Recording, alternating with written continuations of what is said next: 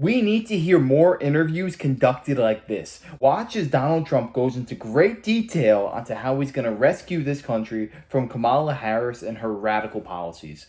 Good to hang out with you. As you know, we do a show called The Ramsey Show and talk to regular folks every day, calling in most of the time with financial trouble, sometimes with financial victories, stuff we've taught them to do, the basic grandma's common sense stuff. Right. And that audience that's going to be watching this they're not concerned with a lot of things, but they are concerned with $8 eggs, $5 gas, 7% interest rates, and a house they can't afford with wages not going up as fast as house prices.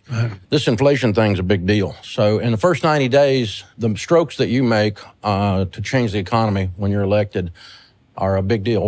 What's the first things you're going to do on that? Well, in terms of inflation, you're right. And it's almost inflation over the economy, if you want to really know, because people are getting wiped out like never before. I think it's the highest inflation we've ever had. They say it's the highest in 48 years. I think it's the highest ever. There's never been any mess like this, and it's because of what they did with energy. Also, then they topped it with spending with money, that trillions and trillions of dollars that they didn't need, that's being just wasted. But the first thing you have to do is get the energy down. If you get the energy down, other things are going to follow. You want to get the interest rates down, too. And interestingly, even interest rates are going to follow energy because it's going to take that burden off the shoulders of the economy and off the shoulders of inflation itself. And we are going to drill at a level that you haven't seen since, let's say, 4 or 5 years ago. But even more so, we would have been so dominant by this point. If you remember, when you go back to the beginning of this really failed administration that we're in right now, what they did was they turned off the energy. They turned off everything that I had built. So you turned back on the Keystone. You're going to turn back on the drill baby drill line and it's drill baby in your drill. Acceptance speech at the convention. Sure. It says it all.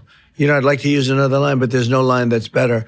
And we're going to drill baby drill. But the fact that they turned it off and then the energy, if you look back at the very initial period of their administration, the numbers started going through the roof, the energy numbers. Inflation was good. And then they went back to Trump where they're trying to equal it. And it kept it bad as opposed to horrific. And it's been really bad. And the energy has been very expensive, but nothing like it could have been. So they went back to Trump type things. But we would have been now 3 to 4 times more. We would have been dominating the entire world on energy. We have more than anybody else, as you've heard me say, but as you also know. Right. We have, I call it liquid gold. We have more liquid gold under our feet than anybody else, actually by far. We would have dominated. We would have been taking care of Europe. We would have been taking care of Asia. We would have been taking care, Anwar in Alaska is the biggest find anywhere in the world. It could be as big as Saudi Arabia. And I got it. Ronald Reagan couldn't get it. Nobody could get it. I got it. It was done, ready to start. And when these people came in, they turned it off. They terminated it. Nobody could believe it. On Joe Biden and Kamala Harris's first day in the White House, they shut down the Keystone Pipeline, essentially stripping the United States of being energy independent. And I believe this was done purposefully. This is one of the very first actions they made. And if you recall, Joe Biden and Kamala were saying that they would never shut down fracking. So that just tells you can't trust their word. You can only judge their actions. And it's abundantly clear. If Kamala wanted us to be energy independent, she would make it happen now. But they have no intention of doing so. And because they are so hell-bent on destroying fracking, all that we are relying on is renewable energy such as wind and solar. And where do 90% of these solar panels come from? They come from China. So their policy is only helping the Chinese government and hurting United States citizens. It's time to elect politicians who actually have our interest in mind. 15% of the entire economy is energy, right. And it weaves its tentacles through everything else. So $5 gas affects the bread truck who's delivering the bread, and that affects the cost of the bread then. And so getting that plentiful changes everything. So I have a little thing that I've been saying lately because I think it's easily achievable. We pay very high energy costs, and especially now, but we're paying very, very high. I believe I'll be able to get energy down to 50% of what it is right now within a period of less than a year. Wow. That's pretty good. It's going to happen fast, okay? It's going to happen fast. Well, what are you going to do to do that? What causes that? They're going to drill. They're going to frack. They're going to do things that they have tremendous additional... So taking the regs off. taking the regulations gloves off. We have to. They put them back on. They put regulations back on. That areas that have no environmental real meaning, they don't let them drill. They're taking leases away, government leases that you're hearing about. I think we can get energy costs down to half of what they. If we do that, that's pretty dramatic. Everything, all of those inflated prices are going to come down with it. I think the other piece of that, and I know he was part of your administration, and you and I were talking before we turned the cameras on, that we have a mutual friend in Art Laffer. Wow, he's and great. I know he helped a little bit with the tax code in the last administration. And I personally have experienced the Laffer curve, that lower taxes causes increased revenues to the federal government because it heats up the economy. And I'm a small business guy. When you lower my taxes, it doesn't mean I put it in my pocket. It means I hire people. Right. And so talk about lowering taxes in the first year of your administration. Yeah, you probably saw my plan, and I think we have something really good. I was yesterday in North Carolina, which is great. That was the furniture capital of the world. And China then went in and did a number and took so much of that business, most of that business. The talent, I used to go there to buy furniture for hotels and things. Hickory, North Carolina. Yep, in Hickory. I was in Hickory yesterday and made a speech. And we're going to bring it all back. What we're doing is there's sort of a two-phase. Number one, I took taxes from 39% to 21%. You know that better than anyone. It's the largest tax cuts in the history of our country. And that was great. That's why we became so successful. It's funny. You think we can do that again? Yeah, I think we can go lower. And I'll tell you what I'm doing. I'm bringing it from 21 to 15, but you have to manufacture, and then you pay 15%. And then I'm going to put tariffs on countries so they can't come in and steal our business, so that our businesses now can be competitive. Not that, China came in and just stole all our furniture and many other industries, by the way, including steel. And I saved steel by putting 50% and 100% tariffs on all of the steel that they were dumping. But we're going to do, so in other words, this is a dream for you then. We're bringing the tax rate from 21. Remember, it was 39. And it was really 50 if you add state and local and all of the other things. So we're going to bring it down from 21 to 15. I got it down to 21, which everyone said was impossible, and got it approved by Congress. So it's there. And we're going to bring that down to 15. But you have to make your product in the United States. Yeah. And we do see federal revenues go up when the taxes go down because the economy goes. You saw it with me. We saw it with Reagan, too. You saw it with Reagan.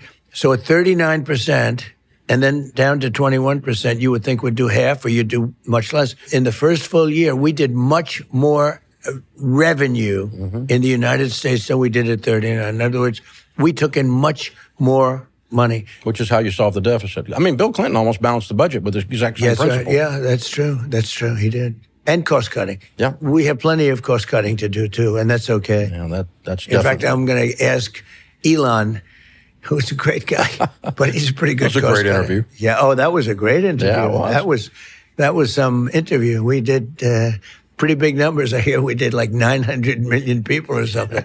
That was a pretty good, but he's a great guy, and he gave me a full endorsement and all of that. But he's got a good sense on that. There's tremendous cost cutting that we can do and affect nothing. We're not going to affect anybody. We're not going to hurt anybody. We have to save Social Security and keep it good and solid. I don't want to be raising ages or anything. I don't want to do, they're putting migrants into Social Security. When they get finished, if she got elected, this country is going bust.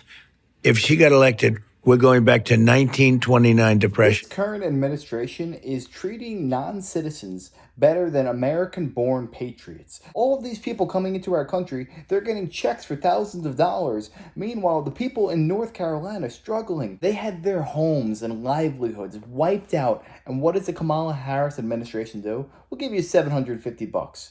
Are you kidding me right now? Why don't you take the money that was going to the migrants and give it to actual citizens who are producing for our economy and are actually paying taxes? It is an absolute joke and travesty what's going on in this country. I believe this must be purposeful. There is nobody that is that brain dead. And when it comes to bringing in Elon for the Department of Government Efficiency, I think that is one of Trump's greatest ideas, because Elon Musk cut 90% of Twitter's staff and it runs better now than it had ever run before. If you want to learn how to become more efficient, there is no one better to learn from than Elon Musk. The man is running 6 or 7 different organizations, and each of them are worth millions and billions of dollars. The man knows how to get stuff done. You don't have to be Sherlock Holmes to know there's a lot of government overspending going on, because that is what's truly causing inflation. Stop giving billions and trillions of dollars to Ukraine and actually focus on American citizens who are producing. Social Security. They're allowing millions and millions of people to come in. You can't use these schools anymore. The quality of life in this country has gone so bad because of what they've done. One of the things that our viewers know about us, we work with tens of thousands of small business people. And so coaching them, 54% of the gross domestic product is businesses 500 people or less. Yeah. Almost everyone in America, over half, almost 60% of people work for a small business. And I know small businesses are where jobs come from, not from government. So politicians don't create jobs; small businesses do. The small businesses kind of pisses people like me off when when the politicians say they're ones making the jobs. We're the ones making the jobs. Right. But when you guys in government can take your hands off of small business and allow us to do our thing, we're able to employ people and change things. So how can you help small businesses? Well, the best way is just letting them do what they have to do, but we still have to give them a playing field. If we don't give them a level playing field, they will die. And that's what happened before. That's why China came in. That's why they came in, and they came in at a level like nobody's ever seen, and we did nothing about it. So the word tariff to me is a very beautiful word because it can save our country, truly. And yet, I think because of graft, because of a lot of consulting payments and other things that given by other countries, we have so much fighting with politicians on using it. I saved our steel industries by putting tariffs on steel that China came in and dumped. And you know what they do? They dump and dump and dump. Everybody goes out of business. Then they buy those businesses very cheap, and then they raise the prices to higher than they ever were. That's one of the many benefits that they have if they want to do it. But by putting tariffs on, as an example, in the furniture business in North Carolina, it was so vibrant, and they stole our business. And they charge us, if you wanted to build a furniture place, if you want to sell your furniture in China, they won't take it. But if you want to build a plant in China to make furniture in China using their labor, they open it. We're doing the same thing. But a lot of people are, we don't want to have tariffs. The country was at the richest point in its history in the 1890s. It was all tariffs. If you looked at William McKinley as an example, he was a big tariff president. They had committees that were put in charge of what to do with the money. We were taking in so much money. And McKinley would say, why should we let other people come in and steal our factories and steal our workers and steal our jobs? And why shouldn't we benefit? And he tariffed the other countries. And we made so much, and then they went to the income tax system later on. But they would actually they had a blue ribbon committee. Our country was so rich, they didn't know what to do with the money. And this blue ribbon committee was set up to determine how can we spend all of this money, and they took it in through tariffs. But we can turn our country around, make it strong, and then guard it with tariffs. Yeah. Let's change gears for a second.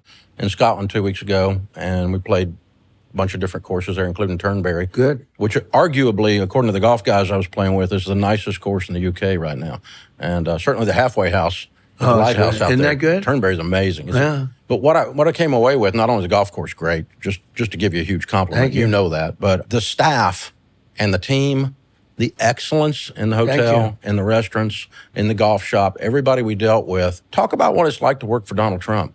How do you hire leaders and put people in place that do that? Because I know you're obviously not there personally managing that, but you put a culture in place in your organization, and that applies to the administration as well, hiring people that are quality leaders. Well, my son, Eric, is very much involved, and he runs a lot of it. And Don helps out a lot. And Ivanka, to a lesser extent, she's a great mother and everything. She did a fantastic job in the administration. All she wanted to do is get people jobs. And she'd go around and see Exxon and see Walmart. She wanted jobs for people. It's really pretty amazing. She could have had a very glamorous job, and she would have done well. But Eric's done a great job. And I did a similar type of job when I was doing it. Now I'm doing a thing called running for president, so I don't get... But we rebuilt Turnberry. Turnberry was considered one of the greatest courses in the world because the land is so incredible, right? With the ocean and, beautiful. That ninth hole you're hitting over the ocean. How good a golfer are you? 13. Dave Ramsey touched on it. Donald Trump sets up a culture of success, and that's exactly what he did when he was in the White House. Why do you think so many politicians hate this man? Because he saw so many politicians taking advantage of their constituents by not doing right by them. And he set up a culture where if you're not American first and you're not producing for Americans, it's time for you to leave Washington, D.C. You have no business being here. So that's why the Mitch McConnells, the Lindsey Grahams, they can't stand Donald Trump because he actually cares for Americans. So it is no surprise that all of his businesses thrive because he puts the right people in the right spots so he doesn't have to micromanage. And how you do anything is how you do everything in this life. If you want to be a slacker in one realm, that's going to leak into every aspect of your life. So the best thing you could do is just give your absolute best in whatever you do. And who is a better embodiment of that than Donald Trump? Been playing 5 years. I'm just learning. Oh really? Yeah. Enjoyed you and Bryson's 50. Wasn't that That was great? fun. That was a great video. That one did well in terms of the ratings. It did. And he can swing a club. And he can swing, and he's a great guy.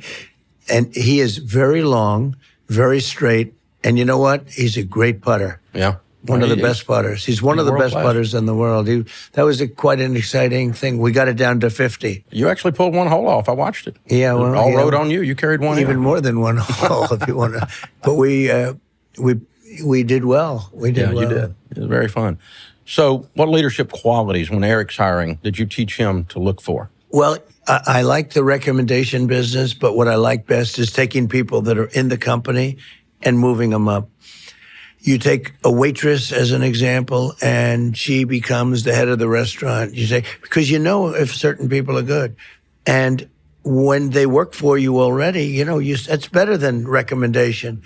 But if you don't do that, or if you can't do that for some reason, you really need strong references, and then they have to enjoy their job. If they don't enjoy their job, they're not going to be very good at it. So I ended up at a table, Ronnie Barrett. Yeah. Barrett, right. Barrett 50 Cal, is a friend of ours, and I ended up at a table with him at an NRA convention with Eric and Donald. Got to spend some time with both of them, and you're right, they're impressive. How do you raise great kids? What'd you do? So the grandkids are turning out. The granddaughter killed it. We have how good at the was convention. She? Wow, she's a great golfer, by the way. Yeah, she's a great speaker too. She was good. She was a beautiful person in every way. She took over that whole Republican convention. And Kai, our beautiful Kai. So what's your parenting style? The one thing I always told my kids: no drugs, no alcohol, no cigarettes. Now, in my day, there were no drugs. There was alcohol and cigarettes, and I had a brother that went through a lot with alcohol, and he taught me a lot. He really taught me a lot. And my brother, Fred, and he had a problem with alcohol, to put it mildly. And he would always, and he was quite a bit older than me, and he'd been through it. And he would say, no alcohol, I never want to see you drink, very strong. And he'd also say no cigarettes, but because, cigarettes are like, you don't need, if you don't smoke, if you don't drink, you have no problem with staying off it. When you do drink, and it's very hard to stay off it. I mean, I've seen very strong people that cannot get off. But the way you get off is if you never start. If you never start, I never had a glass of alcohol in my life. I've never had a glass of alcohol, if you can believe it. I think largely because of my brother. I think if I did, I probably would have a problem, personality type, right? But I never had a glass. I have no longing for it. I have friends that are in the wagon, as they say, and I watch them watching trays go by. The tray is going by. Oh, it's like they have, it's a thing that they can't get over with. Same with smoking. It's tough. I've seen guys just grab somebody's cigarette. They haven't had one in a long time. And to them, it's like the greatest sensation. If you've never smoked, you just don't have that problem. So I tell people for their children, no drugs, no alcohol, and no cigarettes. They obviously work really, really hard. How'd you teach them work ethic? They have to like what they do. If they don't like what they do, they do. My kids like what they do. And I would say genetically, I'm a believer in genetics. You know, I like it. I'm good at doing certain things. And, you know, racehorses, like two slow racehorses don't produce a Kentucky Derby winner, right? You know, that's not the way it is. But you have to have an ability at something. And if you don't have the ability, don't do it. But most importantly, do something you like, whether it's your parents or not. You know, your parents want you to go into a business or they want you to go into a store with them if they have a store. I would say that you have to love what you do. If you don't love what you do, it's not going to work. I've never seen it. If you don't want to get up in the morning and go to work. Now, a lot of people say, with all the people that come after you, do you really love getting up in the morning? You understand that, right? I'm attacked at left and right, but I do because we make so much progress. We're doing great on the campaign, as you probably see. We're leading in the campaign now and doing well. We beat Biden, and we were up so far on him, and then they said, that's like a fight. You're in a fight, and they changed the fighter in the middle of the... The apple does not fall far from the tree with the Trump family. Every single one of them is very articulate, they got their head on straight, and there's no problems with them in the media. If you compare that with some other politicians' kids, it is a night and day difference. I guess it really does just come down to the basics. No drinking, no drugs, and no smoking. It seems so simple. But if you can actually teach your kids to not value that stuff, because 99% of kids nowadays, that's all they want to do for the most part on weekends. They want to go have fun. But if you can teach them at a young age, that won't fulfill you and don't even bother doing it, it's only trouble. You're giving them such a head start in life over so many kids. Like me personally, I've never had Coke. People say to me, oh, have Coke, you gotta have it. It's so good, it's so good. I'm like, why would I have it? It's not, I know it's not good for me. Why would I start a bad habit? So I love the message he sets for his kids. It was great hearing this interview because Dave Ramsey knows finance. He knows the specifics on all of these details, and you will never find Kamala doing an interview like this because she can't back up what she says. Trump can actually follow through with verifiable proof. He even cited history, William McKinley. He knows what he's talking about. Kamala would be out of her depth in an in-depth interview like this. It's hiding from interviews, hoping that she gets propped up by the media machine and never having to fully explain what she's going to do while in Washington, D.C. But yeah, let me know your thoughts on this down below. And also, let me know, what is your favorite Donald Trump interview that you have ever seen? I would love to hear that, and if you enjoyed, make sure to smash that like, comment, subscribe, and wish you guys nothing but the best. Till next time.